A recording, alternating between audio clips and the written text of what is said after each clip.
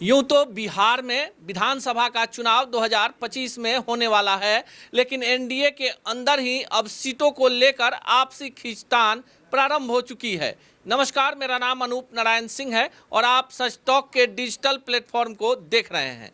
आपको बता दें कि सबसे ज़्यादा टेंशन एनडीए के अंदर में लोजपा रामविलास यानी चिराग पासवान की पार्टी ने बढ़ा दी है। आज चिराग की पार्टी की प्रदेश कार्य समिति की बैठक बोधगया में चल रही है, जिसमें खुद चिराग तो मौजूद नहीं है, पर पार्टी के तमाम जिलाध्यक्ष, प्रखंड अध्यक्ष और पार्टी के प्रदेश अध्यक्ष राजू तिवारी मौजूद हैं। मिल रही जानकारी के अनुसार बोधगया में आयोजित पार्टी के प्रदेश कार्य समिति की बैठक में यूं तो संगठन को मजबूत बनाए जाने को लेकर विचार मंथन हो रहा है, पर असली मकसद 2025 के विधानसभा चुनाव में 50 उन सीटों के लिए अपनी दावेदारी ठोकनी है, जिसको लेकर चिराग पासवान भी कई बार बोल चुके हैं। आपको बता दें कि बिहार में विधानसभा के कुल सीटों की संख्या 243 है, जिसमें फिलहाल चिराग के पार्टी के पास एक भी सीट नहीं है।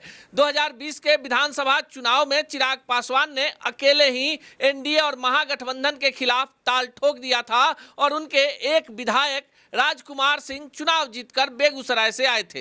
हालांकि बाद में राजकुमार सिंह ने पाला बदल लिया और नीतीश कुमार के साथ चले गए। लोकसभा चुनाव में चिराग पासवान पर मोदी मैजिक का असर चला और बिहार की 5 सीटों पर चिराग की पार्टी चुनाव जीतने में सफल रही। चिराग पासवान को केंद्रीय मंत्री बनवाया गया। इसके बाद से ही चिराग के सुर बदले हुए हैं और इस सुर के पीछे की जो आवाज़ है उसे मिशन 2025 के तौर पर देखा जा रहा है।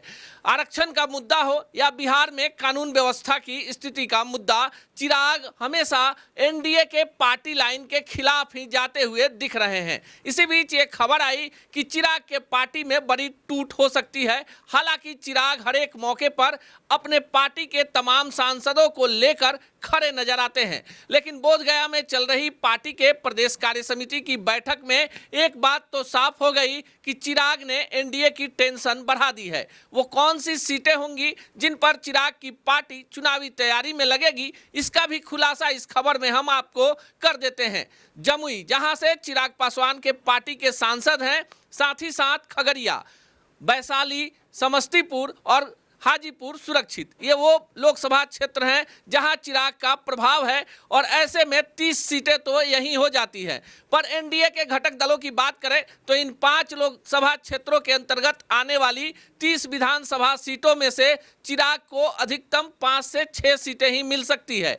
हालांकि अभी कौन किन सीटों पर लड़ेगा, इसका फैसला बीजेपी को लेना है। जो नया समीकरण बनेगा उसमें चिराग की पार्टी के लिए 20 सीटों से ज़्यादा की संभावना नहीं बन रही है, लेकिन चिराग अपनी कीमत बढ़ाने के लिए और एनडीए पर दबाव बनाने के लिए किसी भी मौके को नहीं छोड़ रहे हैं। पार्टी की प्रदेश कार्य समिति में अगले 48 घंटे में कई अहम बिंदुओं पर चर्चा होगी, लेकिन जो सबसे अहम बिंदु होंगे उसमें राज्य में जो निगम बोर्डों का गठन होना है उसमें भी लोजपा रामविलास अपनी हिस्सेदारी चाहेगी। बिहार में उपचुनाव होना है उन सीटों पर जहां के विधायक सांसद बने हैं।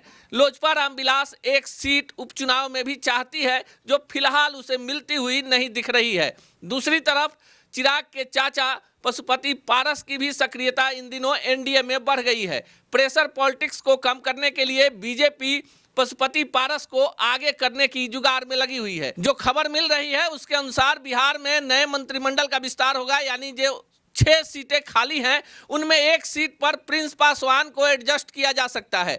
प्रिंस को मंत्री बनाकर एनडीए कहीं ना कहीं चिराग को ये मैसेज भी देना चाहेगी कि वे उनके लिए जरूरी उतने नहीं हैं जितना वो समझ रहे हैं। लेकिन फिलहाल चिराग प्रधानमंत्री और अमित शाह के गुड बुक में है और जो कुछ भी हो रहा है इस पर विपक्ष की भी नज़र लगी हुई है। पूरे दिन के घटनाक्रम पर रहेगी नज़र। बिहार के राजनीतिक और तमाम आम आदमी से जुड़े हुए खबरों को लेकर आएंगे और आपको बताएंगे। देखते रहिए सच टॉक।